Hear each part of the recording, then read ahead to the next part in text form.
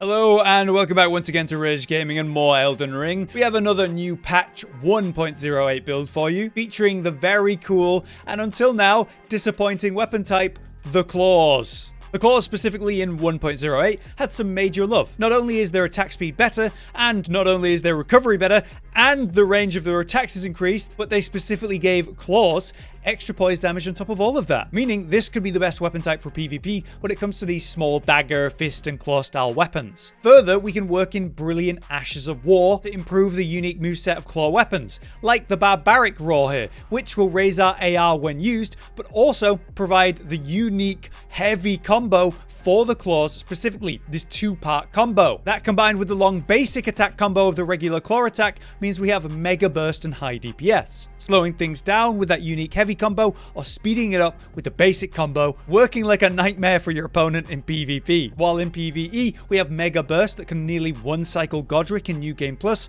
or rack up towards 12k damage in one burst overall. But the build is funny because we're not using just one set of claws, we're using 1, 2, and 3 different Raptor Claws all at once. This allows for a mix of useful ashes beyond just that buff roar, like the Beast Roar for a ranged option here, or Endure to secure trades or standing burst combos. Which is the best claw option though? Well, we are running the Raptor Claws here due to their high base bleed build-up and fantastic base range for a claw weapon because they're actually quite long. But with all that said, let's finally talk about how this works. When it comes to PvP then, I have been pretty damn impressed and happy with claws in general, down to how quick and effective these weapons are, especially in a free-for-all environment when someone's low, you can really pressure someone. Now claws with their new attack speed, range, poise are actually really good this patch. Your attack speed is so much better, it feels wonderful. It's a massive improvement. You know, these weapons are surprisingly slow for what they are, so this attack speed boost is going to improve your burst and also DPS in general when it comes to PvE. Now the range is the bigger helper though for PvP.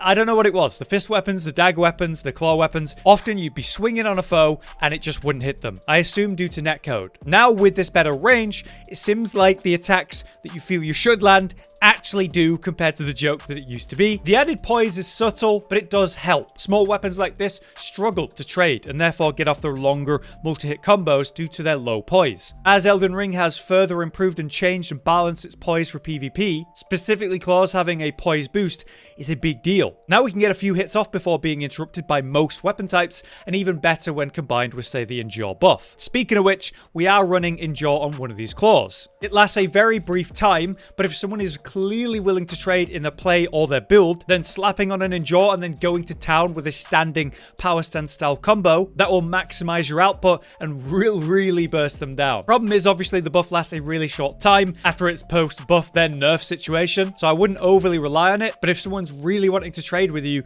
then yeah, it's great. Much more interesting though is the raw moveset that comes when we boost our AR and get that new moveset using the Barbaric Roar on one of these claws. I was surprised to find how relevant this was in PvP. People just don't know or expect this strange combo. Now the claws gets a unique version of it, so it's something that you will see rarely, and thanks to its buffs in 1.07, it lasts a lot longer so you don't need to keep roaring. The recovery is better and it deals more damage. But the best part of it is honestly the moveset itself. The slower timing seems to catch people off. They're not expecting a claw to attack in this way. Because it kind of leans forward and moves you forward, it's not bad for trading at all, especially if someone's expecting normal claw attacks and then this comes out. And then you can follow it up with that second part, which is sort of a double uppercut and then downward slam, which really hits hard. It's 4 heavy hits at once. The damage of each individual hit is solid for claws because of the heavy attack nature of it. And if you do land a full combo somehow, you'll just kill basically anyone combined with the bleed proc that will happen. I found this, yeah, surprisingly relevant. Lastly, the other part of this build is obviously the Beast Roar option on the third claws, and then also combining that with Swarm of Flies, which I find makes for a potent combo at the beginning of a duel. When they're running away from the easy to avoid flies, they're running in often straight lines in parallel towards you, which means a roar is just dead on accurate. That hits them for nice damage, and it'll stagger them, meaning the flies often catches them, and that'll build up towards the first bleed proc, and I've actually seen it semi-often pop, probably due to the fact that we have really high arcane, so that bleed stats builds really quick. So overall, my thoughts on the strength and potential of claws in this patch, in this meta, is that it is very relevant and actually really good. When it comes to the new daggers, claws, and fists, you're going to find a hard time picking something better for punishing rolls. Now they trade really well when played well, and the burst potential is massive, especially with the fast startups on attacks like the running light and the running heavy for exactly that. You can maintain pressure on someone panic rolling backwards so well. I feel like it's how I got most of my kills in the free-for-all. On the other hand, we of course have PvE. How does this perform in your general gameplay and against bosses? Well, we've got many attacks coming out very quickly, and of course we've got bleed. So go figure, it's really strong. The burst is crazy. You can get close to, or secure likely if I play it perfectly, a one cycle on someone like New Game Plus Godric, or dealing upwards of 1,000 to 12,000 damage in the full burst combo, which you see me do to Margit in New Game Plus. That is very high DPS, and if you can secure the full standing combo, which of course Endure will help you do, you're going to be able to burst huge chunks of health, or basically one cycle most bosses. On the other hand, we have that new raw moveset. The hits of this special heavy combo are strong, right? Much harder hitting than a normal claw combo, but it requires some charge up. So the DPS is lower, but the burst and big hits of those, well, yeah, it's better. It's really good. The big positive here is that it's a heavy attack, so it will actually stagger bosses,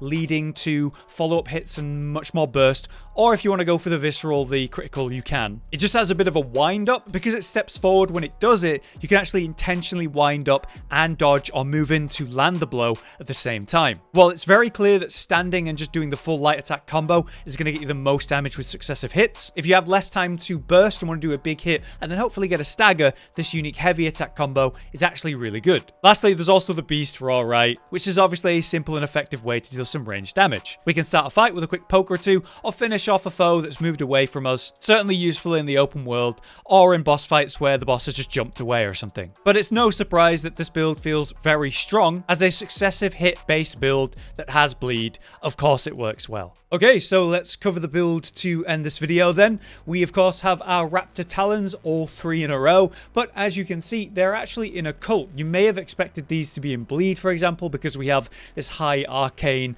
and bleed based style of build, but no, a cult is often better than bleed or blood status affinity. The reason is there's overkill to the amount of bloodlust buildup you're actually getting, and there's a major fall off in the value per point that you spend. Whereas if you go occult, you can see our arcane scaling is actually higher than if it were in bleed or blood. At a B scaling, our 80 arcane is actually giving us a significant amount of AR, and obviously also giving us lots of extra bloodlust buildup. We're at 98, just under 100 per hit. That is really good. For the seal, obviously, as an arcane build that's running a seal, it's the Dragon Communal seal, obviously. For our equipment or armor, we have the White Mask. When we get a bleed proc, our AR will go up when wearing this. The rest is purely fashion, but as always, I will recommend that you run the heaviest and highest poise armor you can get away with. For our talismans, we have the Raw Medallion, which is an interesting one. Not only is it going to obviously boost the Beast Raw Ash of War, but it actually buffs the heavy attacks of the Barbaric Raw because it's still a raw attack. A hyper useful medallion in this build. Then, as we are doing many successive hits, of course the Rotten Winged Sword Insignia is a great pick. Next, we have the obvious Lord of Blood's Exultation doing the same thing as the Mask, improving our AR when we get that first bleed proc. Lastly, the Axe Talisman enhances our charge attacks where you're holding down the heavy, which is a major part of this build, using that special heavy of the Barbaric Raw Ash of War. For the Flask of Wondrous Physic, if you want to maximize your output, such as in PvE, then the Thorny Crack Tier and the Spike Crack Tier are going to boost your successive attack power and your charged attack power. But in PvP, the Crimson Bubble Tier is always a great pick if you can work it in there. Our incantations, as I've shown you, Golden Vow, Flame Grabbing Strength, and then Swarm of Flies. For its utility, somewhat less useful in PvE, but certainly relevant in PvP. Now a quick look at our stats. We have the 60 Vigor as always, a single point in mind, which brings us just over 80 FP, meaning we can cast 6 of our Barbaric Raw, or 8 of the Beast Raw. 16 Endurance allows me to get the maximum equip load that I can get away with using this set. We've put basically no points into Strength or Dex because we aren't scaling with these. The 25 Faith to use our boost incantations, and the 80 Arcane, maxing us to what is the pretty damn hard cap at this point with Arcane. This allows us to maximize the build, making the most out of each stat. But there you have it. My conclusion on the claws in patch 1.08 is a positive one. I'm shocked how good this feels in PvP. Those poise improvements must be making more of a difference than I thought. The unique heavy attack combo of the Barbaric Raw completely changes the timings of my attacks, and that's been a dream in PvP, much like swapping to say a dagger after using a big heavy slow weapon, but the other way around. Big props and credit to Josh for coming up with the 3 claws aspect then, and especially working in the Ash Barbaric Raw with its improvements. On the other hand, its PvE performance is still very strong with big burst and DPS potential on top, and all that versatility. But having just tested out double daggers, the claws appear to have lower DPS than those, due to how the dagger combo is simply faster. However, the claws and their moveset, especially with the raw buff and the specific poise buff to claws, I think they might be a better pick in PvP specifically. Most of all though, I'm just happy to see this weapon type, you know, the fist, the claws, the daggers, actually be relevant in the meta finally. But now though, that is indeed the video. Let me know what you thought, and if you like these videos and want me to keep doing them, drop a like. Otherwise, I've been Hollow, you've been you, thank you for watching, and I'll see you next time. Josh, Cotton, and Hollow with the videos, dropping the humor like a hammer on your tippy toes, bringing entertainment on a daily arrangement to take our insanity and turn it into entertainment. Yes, I said entertainment twice, to reiterate that it is nice to look into your faces on a mostly daily basis when you let us in your homes to make the whole world a stage. Goodbye.